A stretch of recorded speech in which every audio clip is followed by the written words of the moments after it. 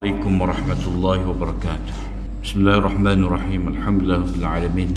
Wa sallallahu ala nabiyyina Muhammad wa ala alihi wa sahbihi ajma'in. Allahumma 'allimna ma yanfa'una wanfa'na bima 'allamtana. Allahumma faqqihna fid din wa 'allimna at-ta'wil. Wa zidna 'ilman ya rabbal alamin. Rabbi shrah li sadri wa yassir li amri wahlul 'uqdatam min lisani yafqahu qawli. Subhanaka la ilma lana illa ma 'allamtana innaka antal alimul hakim wa la haula wa la quwata illa billah. Kita sambung lagi perbincangan kita. Kita masuk muka surat yang ketujuh. Hubungan antara kemujizatan Al-Quran dengan maqasid Al-Quran. Yakni ijaz Al-Quran ini antara maksud utama Al-Quran itu diturunkan. Kemujizatan Al-Quran itu salah satu daripada maqasid Al-Quran. Demikian juga terdapat pertalian yang kukuh antara kemujizatan Al-Quran dan maqasid. Cuma mari kepada kita, apakah istilah maqasid itu? Maqasid ni tujuan, objektif, rahsia dan hikmah di sebalik sesuatu. Itu asal mana maqasid, maksud, maknanya apa yang menjadi qasid, tujuan di sebalik sesuatu. Dia ada dalam ayat wa 'alallahi qasdus sabil, menjadi tanggungjawab kepada Allah SWT untuk menerangkan jalan yang lurus. Jadi dia ada istilah di sini maqasid Al-Quran. Dan sebelum pada ni kita ada pernah dengar juga panggil istilah maqasid syariah, rahmatan lil alamin tu. Dan ni sampai rahmat. Sampai rahmatan lil alamin tu sering kali kita dengar perkataan maqasid syariah. Hal ini maqasid Al-Quran, tujuan Al-Quran. Jadi maqasid Al-Quran yakni tujuan agung turunnya Al-Quran kepada kita ni. Dan maqasid ni juga dengan mana apa yang menjadi persoalan utama yang dibahaskan oleh Al-Quran dalam setiap ayat dan setiap surah. Dia ada dia punya mesej.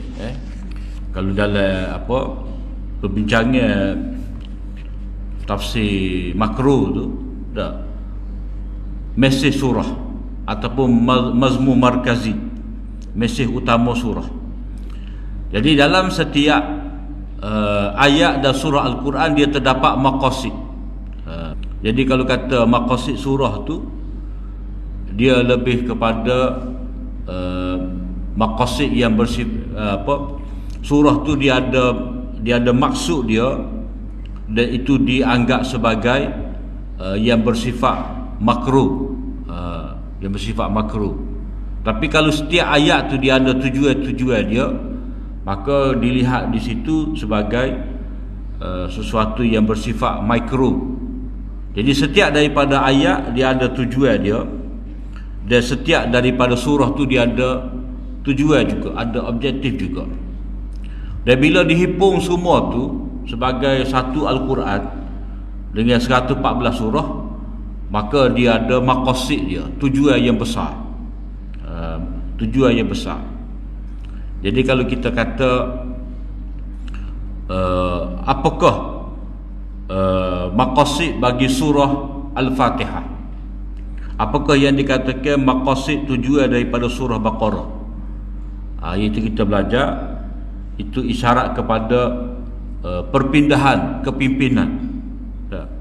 Allah Ta'ala nak pindah. Sebelum pada ni kepimpinan manusia itu dipegang oleh Bani Israel, dan sekarang ni mereka tidak layak lagi memegang jawatan tugas istikhlaf memimpin manusia disebabkan mereka tu khianat, melanggar perjanjian dengan Allah Ta'ala. Mereka telah ubah kitab-kitab, isi kandungan kitab Allah. Mereka melakukan helah, mereka telah syirik. Maka atas sebab-sebab itulah mereka tidak layak lagi menjadi pemimpin kepada manusia, dan mereka telah dipecat, dicabut daripada kepimpinan tersebut, dan kepimpinan tersebut beralih kepada umat Al-Quran. Kerana mereka itu adalah umat yang wasata, umat yang sederhana, umat yang dapat berlaku adil, dapat menjadi syuhada 'alan nas, dapat memberi persaksian kepada manusia. Jadi dalam surah Baqarah tu ada peristiharan tidak layak lagi Bani Israel menjadi khalifah, menjadi pemimpin, dan sebab-sebab mereka itu tidak layak. Kemudian pelantikan umat yang baru, dan umat yang baru itu diberitahu satu persatu tugas mereka, tugas menegakkan kebenaran, tugas melaksanakan bir kebajikan, tugas melaksanakan kefarduan agama, apa yang wajib. Sebab itulah dia ada ayat kutiba. Dia ada ayat kutiba dalam surah Baqarah tu. Kutiba alaikumul qisas, kutiba alaikumus siyam, kutiba alaikum idza hadara ahadakumul maut, kutiba alaikumul qital. Jadi kutiba tu dengan makna kewajipan, itu maknanya faraidu hazil ummah, kefarduan yang wajib atas umat ni. Maka di situ surah Baqarah menunjukkan kepada kita perpindahan khilafah daripada Bani Israel kepada Bani Ismail. Dan sebab-sebab perpindahan tadi, bila mana Bani Ismail ini dilantik menjadi pemimpin, maka dinyatakan kepada mereka tanggungjawab mereka, dan disudahi surah Al-Baqarah itu dengan doa yang beriman sebagai komitmen mereka untuk melaksanakan tugas khilafah. Itu kita kata maqasid dalam surah Baqarah. Jadi maqasid dalam setiap ayat. Jadi dalam satu ayat tu dia ada ni bukti kebenaran Nabi, ni bukti ada kiamat, ni dalil akli, ni dalil apa. Baca dalam surah Al-An'am tu, Qul aghayrallahi attakhidhu waliya fatiris samawati wal ard wa huwa yut'im wa la yut'am. Jadi maqasid dalam ayat tu adalah tauhid fil wilayah. Maknanya hanya Allah Ta'ala yang kita walak, kita jadikan sebagai pelindung, kita berharap, kita cari tempat pelindungnya Allah Ta'ala saja. Qul aghayrallahi attakhidhu waliya, itu mengisbatkan wilayah tauhid dalam bab wilayah. Kemudian wa huwa yut'im wa la yut'am, itu tauhid fit tanzih, mana mentauhidkan Allah Ta'ala dari segi menafikan Allah Ta'ala itu serupa dengan makhluk. Dan keseluruhan ayat itu adalah celaan kepada musyrikin Mekah, yang mana mereka walaupun mereka tahu bahawa Allah Ta'ala yang mencipta dan memiliki alam semesta ni, tapi mereka telah syirik, mereka telah jadikan sekutu-sekutu bagi Allah Ta'ala.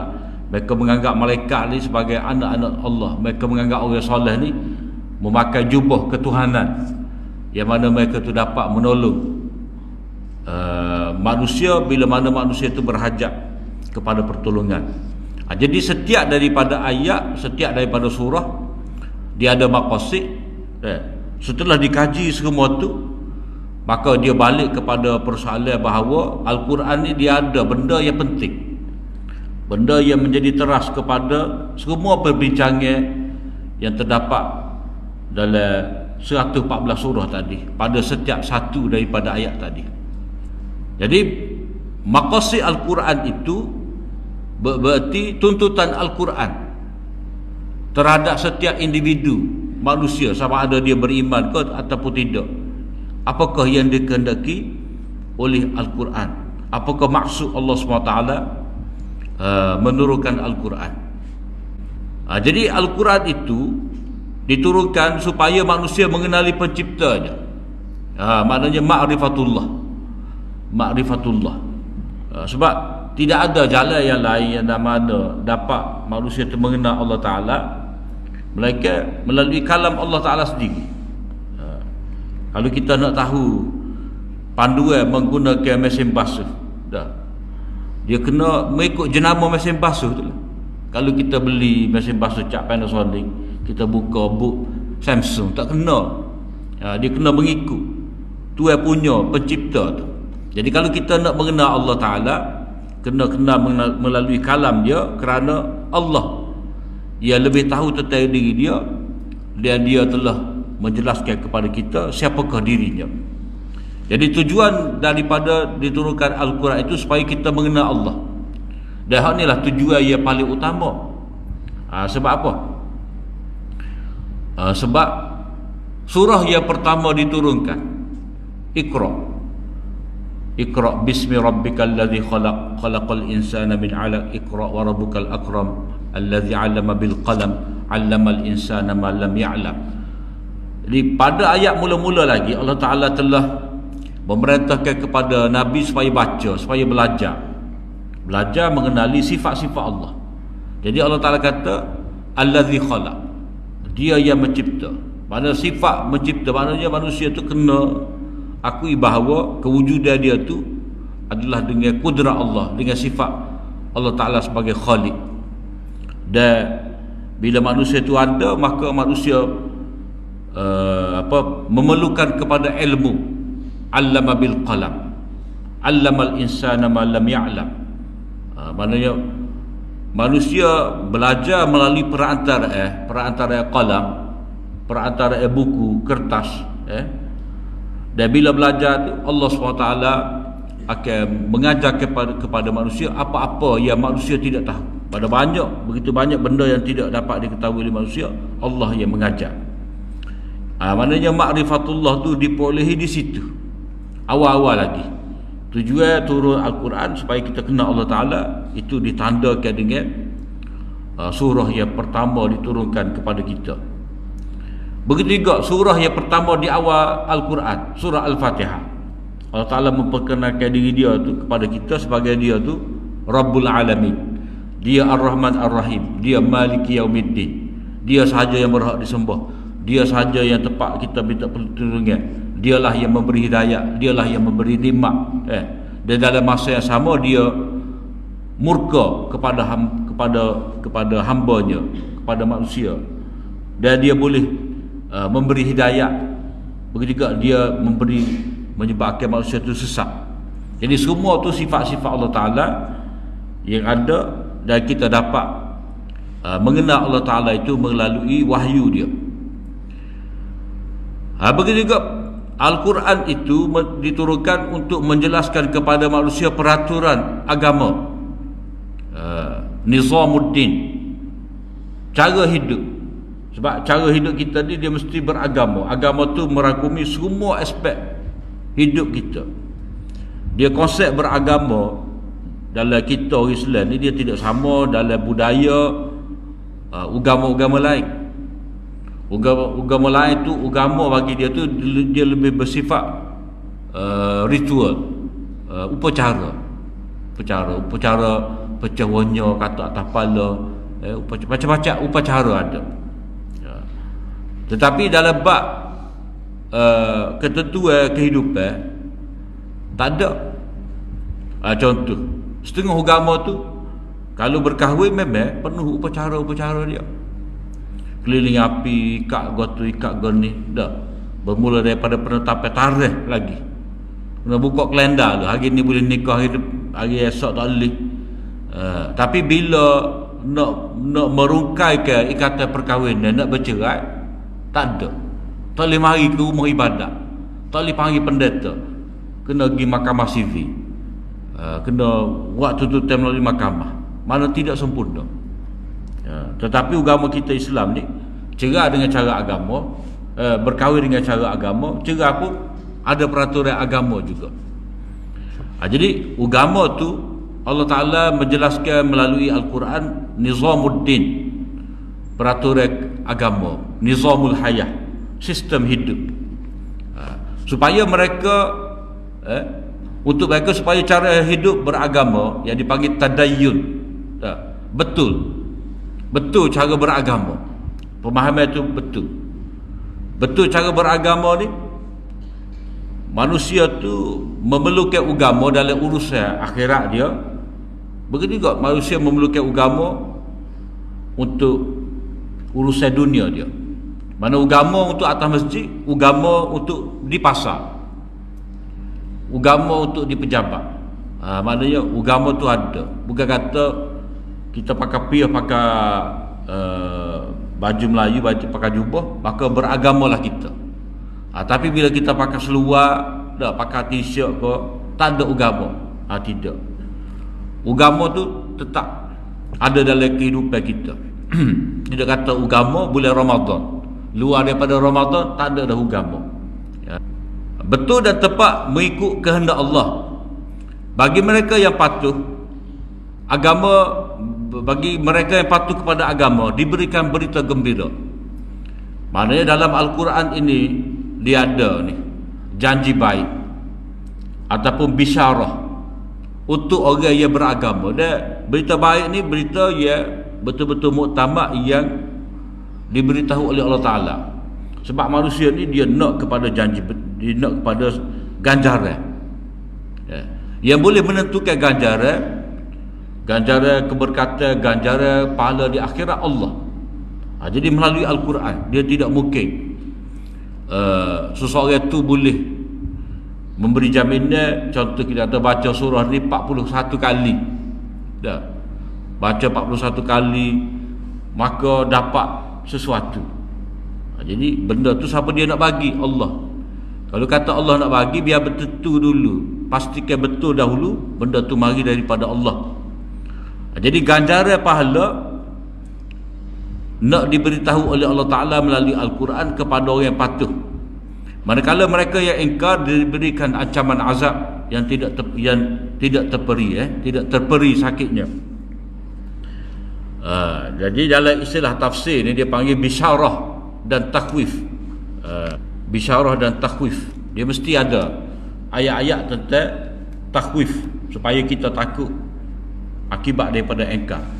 Jadi Al-Quran Allah SWT turunkan sebagai kitab hidayat dan panduan untuk kemaslahatan dan kebaikan manusia dalam seluruh kehidupan mereka. Itu yang dikatakan sebagai maqasid Al-Quran. Sebab itulah Syekh Izzuddin Ibn Abdis Salam ni dia ada sebut kepada kita bahawa mu'zamu maqasidil Quran al-amru biktisabil masalih wa asbabiha waz-zajru an iktisabil mafasid wa asbabiha.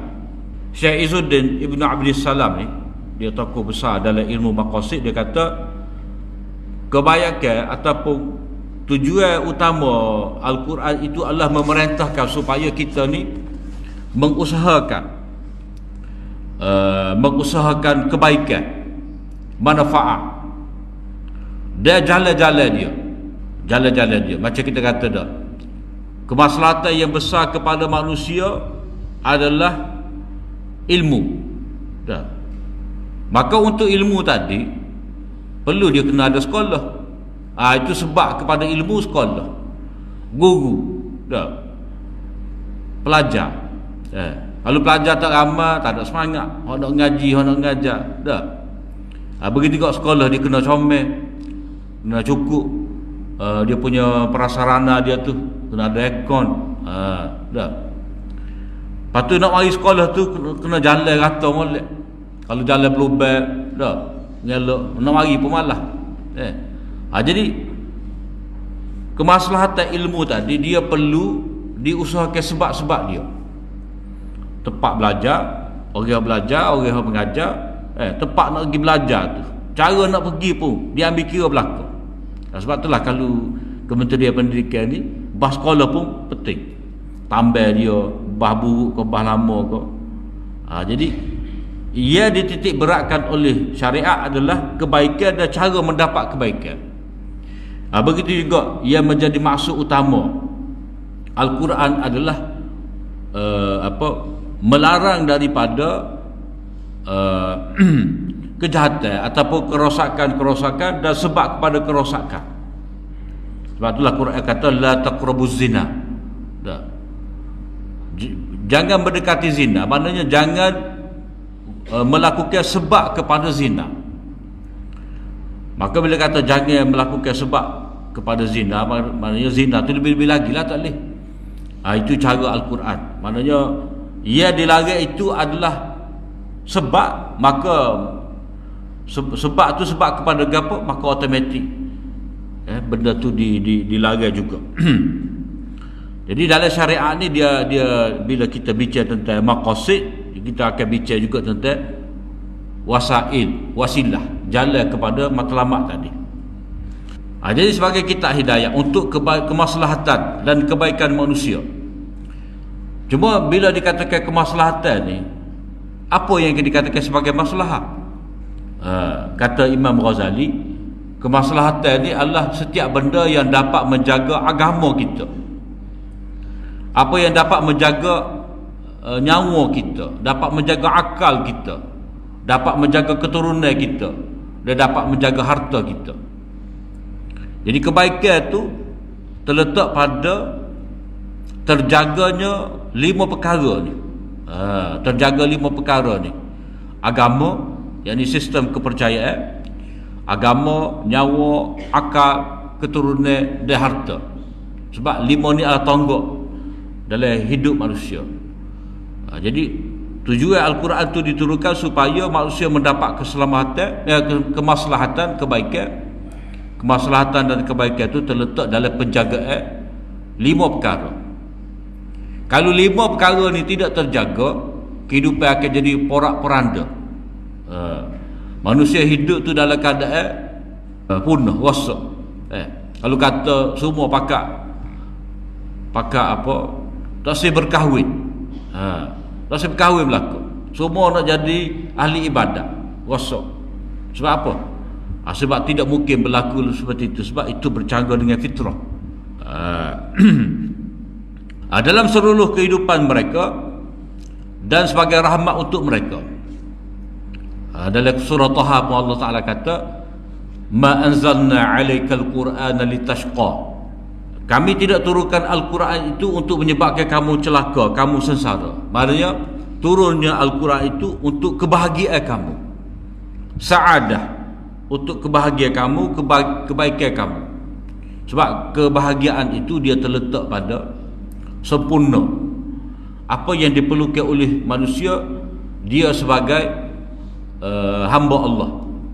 Ia merangkumi kemaslahatan individu, masyarakat dan peradaban. Umraniyah. Maknanya ketamadunan itu, peradaban itu maknanya manusia hidup sebagai satu bangsa, satu makhluk yang lebih mulia daripada binatang lain. Jadi manusia itu dia membina peradaban, membina tamadun. Dia walaupun kita kata rimah gajah ni, dia ada zaman dulu lagi, rimah gajah ke gapo ke monyet ke, dia bukan makhluk yang membina tamadun. Dah. Kalau monyet itu merosakkan tamadun ada? Tak. Orang bina tempat rekreasi molek-molek, dengan ada orang jual, dengan ada taman permainan, tiba-tiba mari duduk menguasai sejumlah yang begitu banyak kera dengan tidak terkawal. Habis orang tak nega, sunyi tempat. Itu maknanya ia boleh membina tamadun adalah manusia. Makhluk lain dia tidak dapat membina tamadun. Jadi Al-Quran nak supaya manusia ni hidup dalam keadaan memberi kebaikan kepada manusia, dan itu teras kepada ketamadunan ataupun peradaban. Al-Quran adalah wahyu yang menyampaikan maksud dan kehendak Allah daripada hambanya. Apakah tuntutan Allah daripada hambanya? Wa nazzalna 'alaikal kitaba tibyanan likulli syai'in wa hudan wa rahmatan wa busyra lil muslimin. Dan kami turunkan kepadamu Al-Quran menjelaskan tiap-tiap sesuatu dan menjadi hidayah petunjuk serta membawa rahmat dan berita yang menggembirakan bagi orang-orang Islam. Jadi setiap satu yang kita sebut tadi sebagai maqasid Al-Quran tu dia terkandung dalam ayat ni. Kalau kata Quran tu sebagai hidayah, maknanya kita selamat daripada sesat. Quran tu sebagai rahmat, maknanya kita mendapat kebahagiaan dan hidayah untuk berita gembira kepada orang-orang Islam. Berarti orang yang tolak Al-Quran dia diberi ancaman. Setiap satu daripada apa yang tersebut dalam ayat ini memberitahu kepada kita maqasid, tujuan diturunkan Al-Quran. Maknanya balik kepada apakah yang dikatakan sebagai kaitan mukjizat Al-Quran dengan maqasid ni, iaitu Al-Quran itu dari segi tujuan dia tu tidak dapat ditandingi oleh mana-mana kitab. Tujuan Al-Quran itu besar. Maknanya kalau orang tu tulis, katalah dia tulis ke apa, dia tulis antologi syair, puisi dia. Jadi puisi dia tu sekadar gapo cerita, bukan ada cerita gapo sangat. Maksud dia tu tidak katalah, walaupun maksud dia kata tema antologi puisi dia ni tentang alas kita, dia akan cerita lah alas kita. Tapi bab ketuhanan mungkin tak ada. Bab kehidupan, bab undang-undang tak ada. Tak ada siapa nak tulis undang-undang dengan syair, ada ke tidak? Tak ada. Orang suka kalau dalam syair, dalam puisi ni, dia kalau kita kat lirik lagu lah, lirik lagu. Tak. Lirik lagu tu kalau dia sepanjang dia menjadi penulis lirik, dah. Orang hak dia ambil lirik dia awak nyanyi tu, dah. Penyanyi artis mana-mana dah. Tak ada tu. Semua tu dalam bab cinta saja. Hak kecek besar saja. Tetapi Al-Quran tadi dalam keadaan dia dengan bahasa yang begitu tinggi, bahasa yang indah, bahasa yang halus, tetap mengandungi mesej yang besar daripada persoalan ketuhanan kepada persoalan peraturan hidup dan juga persoalan peradaban, ketamadunan. Sebab itulah kemujizatan Al-Quran itu dapat dilihat dengan begitu nyata sekali pada maksud Al-Quran itu diturunkan. Yang mana kitab lain dia tidak dapat menyatakan maksud seperti itu. Tidak lengkap. Macam kita kata kitab Karl Marx, kitab Karl Marx ni Das Kapital. Dia cerita pasal dia nak sebut tu lah. Agenda komunis dia tu, Machiavelli, dengan agenda dia tu je, Republik Pluto, agenda dia tu je. Tapi kalau kata Al-Quran ni, semua agenda untuk manusia ni, dalam bab ibadat, dalam bab muamalat, dalam bab nikah kahwin, dalam bab kemasyarakatan, semua tu ada dalam Al-Quran. Maksud tertinggi daripada Al-Quran ialah islah. Islah maknanya membaiki dan menjaga kebaikan. In uridu illal islah, aku tidak lain dan tidak bukan hanya nak untuk membaiki, memastikan kebaikan ini tetap ada, terjaga. Islah, salah dan islah, baik dan untuk membaikkan, membaik pulih, memelihara.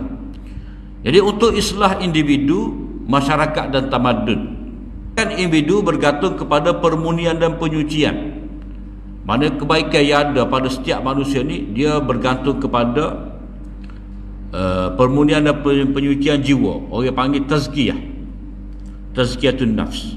Asalnya ialah akidah yang sahih, kerana akidah adalah sumber kepada adab-adab perketi, pemikiran dan akal. Mana kena betul bab tauhid dulu. Bila kata tazkiyah, permunian pada akidah, yakni mengembalikan manusia kepada tauhid, mencegah manusia daripada syirik, itu tazkiyah. Sebab itulah dalam surah Jumaat itu ayat yang kedua, huwallazi ba'atsa fil ummiyina rasulan wallazi ba'atsa fil ummiyina rasulan minhum yatlu 'alaihim ayatihi wa yuzakkihim wa yu'allimuhumul kitaba wal hikmah wa in kanu min qablu la fi dhalalin mubin. Dialah Allah Taala yang telah membangkitkan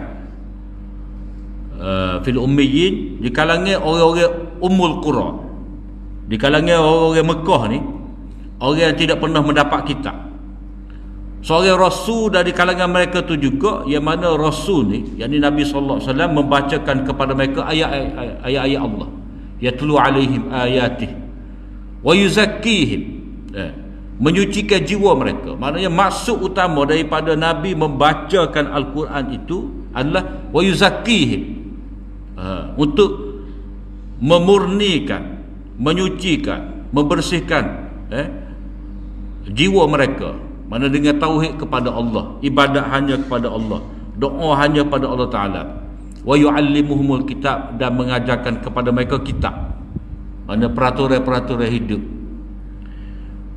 Yu'allimuhumul kitab wal hikmah, dan mengajarkan kepada mereka hikmah, maknanya akhlak yang tertinggi, rahsia-rahsia dalam agama. Itu tujuan Nabi diutuskan. Bila kata itu adalah tujuan Nabi diutuskan, dan Nabi diutuskan dengan membawa Al-Quran, maka automatik apa yang menjadi matlamat Al-Quran itu juga adalah matlamat Nabi. Apa yang menjadi matlamat Nabi itu adalah matlamat Al-Quran. Kemudian pembaikan pada amalan zahir, mana kena betul akal manusia dulu. Akal manusia, maknanya manusia ni apa yang dia fikir tentang Tuhan. Kalau musyrikin Mekah, dia fikir Tuhan ni memerlukan kepada perantaraan. Sedangkan tauhid yang Nabi SAW nak betul ni supaya manusia bergantung hanya kepada Allah. Jadi nak memulih, pembaikan pada amal zahir, iaitu ibadat zahir seperti solat, zakat, ibadat. Manakala aspek batin pula seperti berakhlak mulia dengan meninggalkan hasad, dengki, sombong, dan sebagainya. Ini kebaikan dan keelokan masyarakat itu akan terhasil mula-mula sekali dengan pembaikan individu, kerana individu adalah anggota atau juzuk-juzuk yang membentuk masyarakat. Sebab itulah dikatakan islahul kul yatawaqqafu ala islahi ajza'ih. Nak baiki keseluruhan ni, dia kena baiki setiap juzuk dia, kena betul satu persatu. Selain itu, kebaikan masyarakat dapat dicapai dengan menentukan dan menggariskan urusan dan tidak tanduk masyarakat sesama mereka, supaya kehendak-kehendak mereka tidak bertembung. Maknanya supaya manusia ni dia boleh bertolerasi, tolak ansur. Dia ada kalau kata rumah tangga yang berkahwin ni, dia ada pertembungan antara kehendak suami dan isteri. Kehendak ibu bapa dengan anak. Jadi macam mana nak selaraskan? Kadang nak buka puasa tu dia lagi bala. Waktu nak pakai cendol, waktu nak pakai lecikang. Jadi agama tu mari menyelaraskan, mengelak manusia, menggariskan kepada manusia itu supaya kehendak-kehendak mereka itu tidak bertembung. Sebab itulah dalam agama ni dia mengajarkan kepada kita konsep hak dan tanggungjawab. Hak dan tanggungjawab. Imam Abu Hanifah kata ma'rifatun nafs ma laha wa ma 'alaiha. Mana orang tu faham agama bila mana dia tahu ma laha, apa yang dia berhak dapat, wa ma 'alaiha, apa yang dia menanggung kewajipan. Ataupun dia kena mengetahui benda-benda hak boleh dia buat dan benda-benda hak dia tidak boleh buat. Ma laha wa ma 'alaiha. Jadi dalam agama ni dia ada tanggungjawab dan apa yang kita patut dapat. Sebab itulah orang yang memperjuangkan hak asasi tu dia tak faham benda ni. Dia kira ni hak dia patut dapat apa. Tapi dari segi memberi dan menyempurnakan tanggungjawab yang dipikul oleh setiap diri tu, mereka tak nampak. Maka sebab itulah bila ada golongan yang buat karikatur Nabi gini, itu dia kata ni hak kita, kebebasan kita dalam bersuara. Sebenarnya satu hak tadi perlu dipraktik. Mana hak tadi perlu dipraktik dengan ada tanggungjawab. Walaupun kita bebas, walaupun kita pada asalnya kita ni mempunyai ikhtiar, daya pilihan, tetapi pilihan yang kita buat tu dia kena betul. Pilihan tu adalah kepada kebaikan. Ikhtiar yang ada dalam diri manusia tu hendaklah berasaskan kepada benda tu khair ataupun tidak untuk diri dia. Sebab ikhtiar dia mari daripada khair juga, khair, kebaikan. Jadi dia kena pilih apa yang baik untuk diri dia, barulah dia buat keputusan. Inilah apa yang disebut sebagai ilmu muamalah, atau mengikut ahli falsafah dia panggil siasah madaniyah. Masyarakat madani tu sinilah juga ahli falsafah siasah madaniyah, yakni politik kemasyarakatan dan pentadbiran sivil. Maknanya Quran ni dia boleh letak di mahkamah, letak, bukan kata Quran ni dia terletak di masjid, di pejabat agama, dia sepatutnya ada di parlimen. Maknanya merangkumi itu, merangkumi apa yang diperlukan oleh manusia untuk kemaslahatan mereka. Kebaikan atau pembaikan tamadun adalah lebih luas lagi, kerana ia menjaga sistem alam dan dunia Islam. Jadi tadi kita sebutkan tujuan daripada turunnya Al-Quran tadi adalah untuk tazkiyah, untuk tazkiyah diri manusia supaya manusia itu tauhid kepada Allah Ta'ala, dan satu lagi untuk umran, untuk menjaga, membina ketamadunan. Ini lebih luas lagi,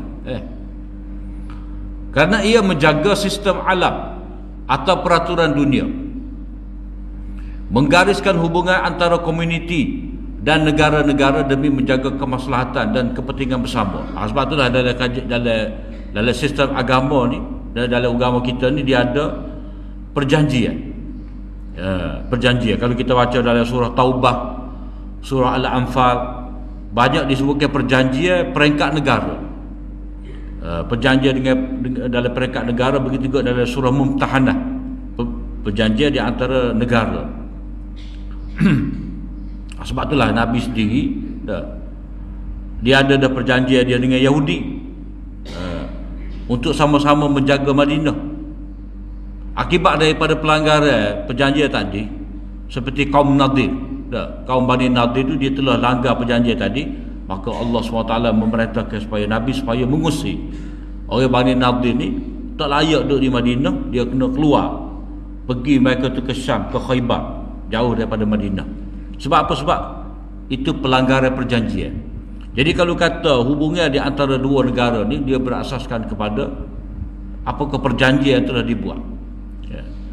Dan kalau kata Mekah zaman Abu Jahal dahulu, mereka tu memang memusuhi Nabi, jadi tak boleh nak buat perjanjian dengan mereka. Sebab tak mungkin, sebab mereka tu sentiasa benci kepada Islam, agama tauhid. Ia juga merangkumi penjagaan kemaslahatan umat Islam, menjaga masalah yang lebih umum daripada masalah yang khusus apabila berlaku pertentangan. Inilah yang dinamakan sebagai ilmu tamadun dan juga ilmu sosiologi, ilmu kemasyarakatan ataupun ilmu politik. Jadi dapat disimpulkan kepada kita di sini, tujuan daripada turunnya Al-Quran itu untuk menggariskan kepada manusia hubungan dia dengan Allah, iaitu tauhid dan ibadah, dan untuk membaiki manusia itu dipanggil dengan tujuan apa? Itu dipanggil tujuan tazkiyah. Tujuan tazkiyah, penyucian jiwa, menyuburkan jiwa. Sebab perkataan tazkiyah daripada zakat. Zakat tu, kalau kita belajar zakat, harta menjadi bersih dengan dizakatkan. Dengan menzakatkan harta, maka harta jadi subur. Jadi bila kita kata tazkiyatun nafs, berarti kita menyucikan jiwa kita daripada syirik, daripada akhlak-akhlak yang tercela, lalu kita suburkan dengan ibadat, dengan akhlak yang mulia. Dan satu lagi, tujuan Al-Quran itu diturunkan adalah untuk menggariskan kepada manusia tentang hak alam ini. Mana kita duduk atas alam ni kena jaga. Jadi hak manusia terhadap alam ini kita panggil umrah tadilah, ketamadunan, cara betul menggunakan air, menggunakan meneraka apa, meneraka hutan cara yang betul. Jadi itu orang panggil dengan tujuan umran dan khilafah. Dah. Allah Ta'ala kata wallazi khalaqalakum ma fil ardi jami'a. Semua ada di alam ni Allah Ta'ala cipta untuk kamu. Jadi macam mana nak guna? Maka Allah Ta'ala jelaskan konsep khilafah. Sebab itulah ayat lepas pada tu, wa idh qala rabbuka lil malaikati inni ja'ilun fil ardi khalifah. Jadi bila kata semua yang Allah Ta'ala cipta untuk kita atas muka bumi ni untuk kita, maka cara untuk kita guna tadi Allah berasaskan kepada konsep khalifah. Khalifah. Jadi khalifah tu macam mana? Iaitu mengurus dengan betul, dengan ilmu. Sebab kita baca ayat 30 Baqarah tu, cerita Nabi Adam, dialog Allah Ta'ala dengan malaikat, cerita Nabi Adam, perintah Allah Ta'ala kepada malaikat, kepada iblis. Lepas tu turunnya Adam ke dunia ni, penempatan sementara Adam di syurga, kemudian turunnya Adam ke dunia tu, itu menggariskan kepada kita konsep khilafah, tugas khalifah gapo. Dia ada situ. Waktu tu kena urai dah pakai gitu. Tapi di situ tu ada dah. Ataj'alu fiha man yufsidu fiha. Mana nak jadi khalifah ni dia tidak boleh ada sifat fasad, tak boleh. Dan bila Allah Ta'ala mengajarkan kepada manusia wa 'allama Adam al-asma' kullaha, seorang khalifah tu dia kena seorang yang menguasai ilmu. Dan dia kena tahu menggunakan apa yang betul. Maknanya benda-benda yang bermanfaat dia dibenarkan untuk menikmati, dan bila benda tu dilarang hendaklah dia kena jaga. Dan bila seseorang itu menjadi khalifah, dia akan ada musuh dia lah. Musuh maknanya manusia diarahkan untuk memakmurkan alam ni, tetapi dalam masa yang sama ada syaitan, ada iblis yang nak kepada kerosakan, yang nak menghalang daripada usaha-usaha baik. Jadi tanggungjawab khalifah adalah untuk memaksimumkan kebaikan dan meminimumkan kejahatan. Itu sudah menggambarkan kepada kita dalam surah Baqarah bahagian tu istilah khalifah tu gapo.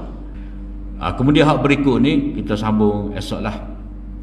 Maqasid Al-Quran itu mengikut pendapat Syekh Ibnu Ashur dalam kitab dia At-Tahrir wa Tanwir. Kemudian ni mengikut pandangan Imam Waliullah. Setakat itulah. Wa akhir da'wana alhamdulillah.